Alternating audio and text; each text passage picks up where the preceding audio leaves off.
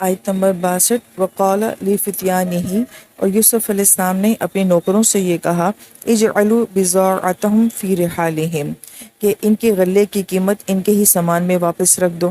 لعلہم یعرفونہا اذا انقلبوا الی اہلہم، جب وہ اپنے گھر لوٹیں گے تو وہ اپنے سامان میں اپنی قیمت کو پہچان لیں گے، لعلہم یرجعون، شاید کہ اس احسان کی وجہ سے وہ دوبارہ واپس آ جائیں۔ تو پہلی بات تو یہ کہ یوسف علیہ السلام جو ہیں وہ اپنے نوکروں کو کلیئر کر رہے ہیں کہ یہ جو کام میں کر رہا ہوں یہ کیوں کر رہا ہوں۔ تو سوچنے والی بات یہ ہے کہ ان کو کیا فکر ہے اس بات کی کہ نوکر ان کے اس کام کو کیا سمجھیں گے اور وہ کیا سوچیں گے۔ جو بادشاہ ہوتے ہیں، حکمران، سیاستدان ہوتے ہیں، انہیں اس بات کی پرواہ نہیں ہوتی کہ نچلا طبقہ ہمارے بارے میں کیا سوچتا ہے،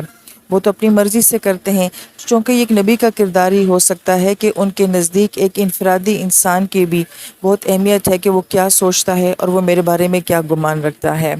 لعلہم یرجعون کے اندر یوسف علیہ السلام کی وہ امید کہ آپ کے اندر اپنے بھائی سے ملنے کی جو شدید تمنا ہے وہ یہاں پہ نظر آ رہی ہے۔